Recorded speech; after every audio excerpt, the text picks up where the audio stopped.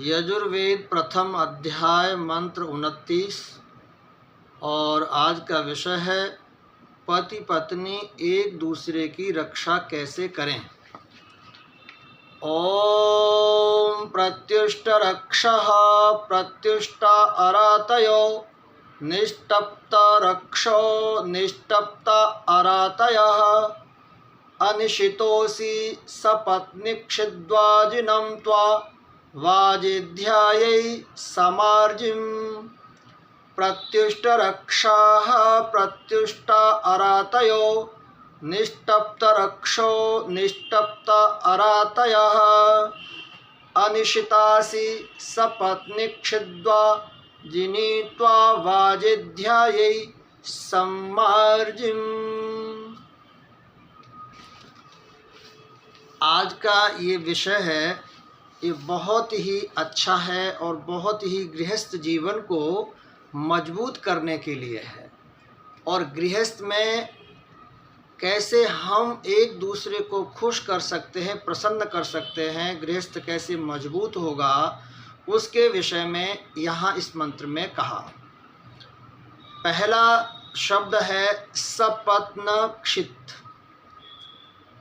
ये इसका जो भाव दिया है कि पति और पत्नी एक दूसरे की रक्षा करें। और अब यहाँ पर जो रक्षा करें और किससे करें, ये बहुत बड़ा प्रश्न यहाँ पे है। और इसका उत्तर आप सुनेंगे तो आपको बहुत अच्छा लगेगा। इसमें कहा कि पत्नी और पति दोनों ही एक दूसरे की इस प्रकार रक्षा करें कि पति पत्नी के रहते दूसरी पत्नी ना लाए, क्योंकि लाएगा तो आपस में लड़ेंगी। और पत्नी पति के रहते दूसरे पति को ना लाए, क्योंकि वो आपस में लड़ेंगे। तो यहाँ जो बहुविवाह की बात है उसका खंडन ये वेद मंत्र कर रहा है। यहाँ एक पत्नी एक पति की बात कही है और दोनों एक दूसरे के रक्षक कैसे हो सकते हैं। एक दूसरे के रक्षक ही नहीं अपितु परिवार के भी वो रक्षक हो सकते हैं।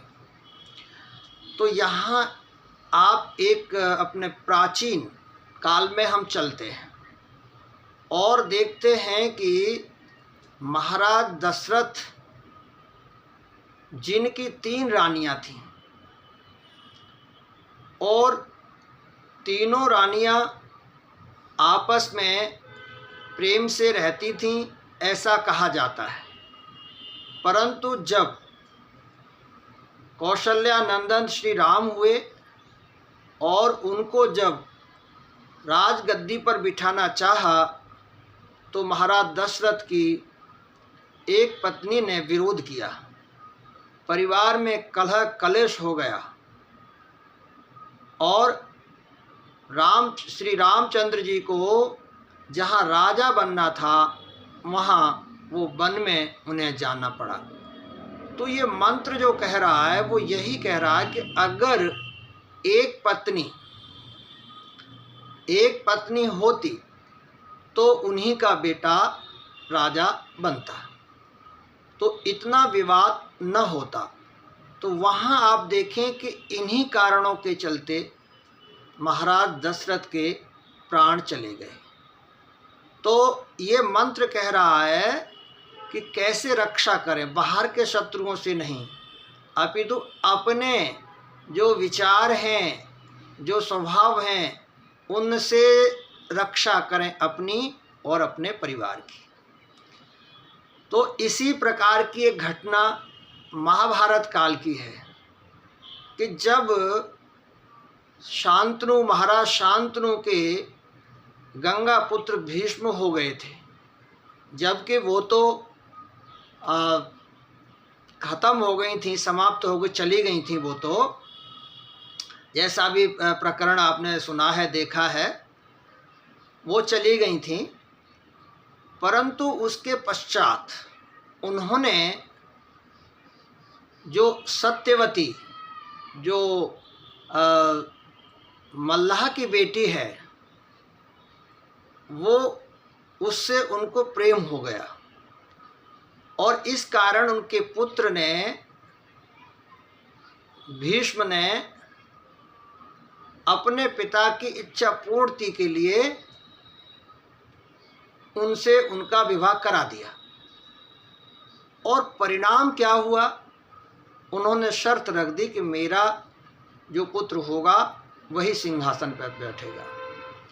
आप विचार करो कि यदि महाराज अपने आप को मजबूत कर लेते तो भीष्म जैसे महारथी बुद्धिमान योद्धा की यदि संतान आगे बढ़ती तो भारत कैसा होता? तो महाभारत न होता।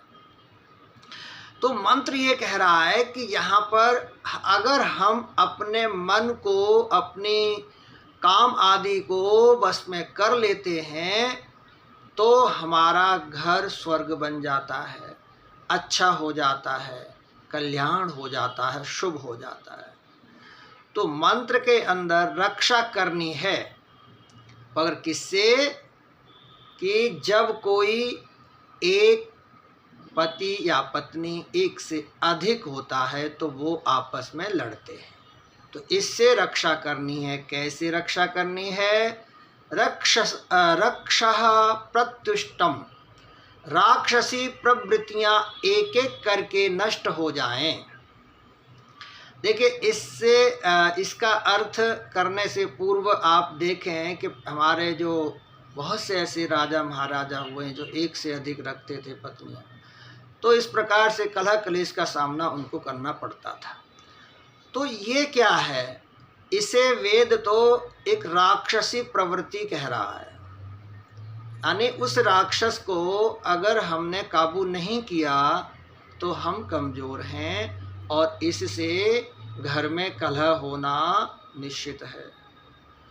तो ये राक्षसी जो प्रवृत्तियां हैं, ये केवल एक ही साधन है इसका, और वो है तप।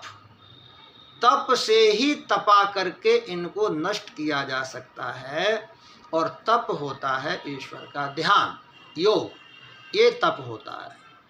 तो यहाँ पर आगे कहा रक्षा तप्तम, ये राक्षसी प्रवृत्तियाँ तपोमय जीवन द्वारा दूर की जाएं। जीवन तपमय होगा तो बहुत अच्छा जीवन हो जाएगा। जीवन में क्रोध न लाना। जब हम गृहस्थी हैं तो हमें क्रोध नहीं आना चाहिए, नहीं तो हम एक दूसरे की रक्षा नहीं करेंगे। मेरी वजह से, तुम्हारी वजह से, यदि आपस में हम सब की वजह से एक दूसरे को क्रोध आ रहा है तो आप उसके मानसिक रूप से उसको प्रताड़ित कर रहे हैं, आप उसकी आयु कम कर रहे हैं, आप उसको अस्वस्थ कर रहे हैं। तो कभी आपस में क्रोध न आने दें, ऐसा पूर्ण प्रयास करें। और प्रयास ये होना चाहिए कि हम जिस बंधन में बंधे हैं उस बंधन में अच्छे से रहें, और जो भी हमें प्राप्त है पति और पत्नी के रूप में उसे स्वीकार करके उसको खूब प्रसन्न रखें।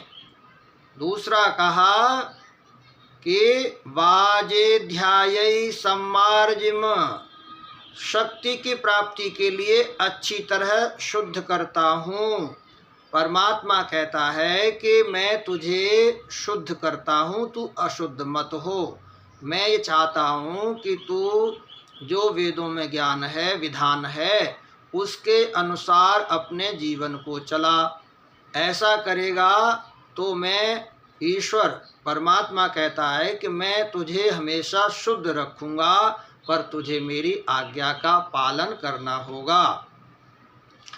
और जो तेरे अंदर काम, क्रोध, लोभ आदि, काम वासना आदि शत्रु हैं, इनको तुझे वश में करना पड़ेगा। कैसे करना पड़ेगा? तो एक कहीं उदाहरण पढ़ा था कि जिस प्रकार से भगवान शिव बैल की सवारी करके उसको वश में रखते हैं, ऐसे ही मनुष्य शिव बन करके काम को अपने दबा के रखेगा तो उसका भला कल्याण हो जाएगा। और इसमें कहा कि तू सदैव उत्तम कार्यों को कर, अदानी यानी दान न देने वाला मत बन, दान देने की बात कर। यजुर्वेद के मंत्रों में यज्ञ और दान की तो जगह जगह चर्चा आती है। इसमें जो सपत्न का अर्थ है वो है एक से अधिक, और सपत्नी का भी अर्थ है एक से अधिक। तो अगर एक एक होगा तो घर की रक्षा होगी, नहीं तो अगर एक से अधिक होगा तो किसी न किसी रूप में घर बर्बाद होगा, घर नष्ट होगा।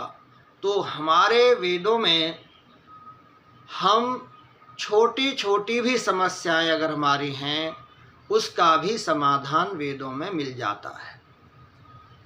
चाहे बड़ी समस्या हो, छोटी समस्या हो, और प्रश्न जितने भी हैं उन सब का उत्तर वेदों में प्राप्त हो जाता है। तो जीवन हमारा कैसे अच्छा हो, पत्नी और पति एक दूसरे की रक्षा कैसे करें, ये कोई बाहर के शत्रु की यहाँ चर्चा नहीं कही है।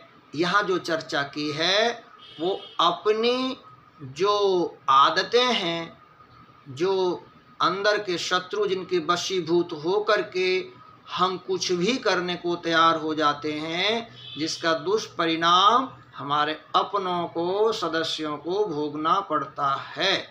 तो उससे बचेंगे तो परिवार भी बचेगा, घर भी बचेगा। तो इस मंत्र में हमारे घर को अच्छा बनाने के लिए बात कही है। हम दोनों मिल करके ईश्वर की आज्ञा का पालन करें और एक दूसरे की सदैव रक्षा करें। धन्यवाद।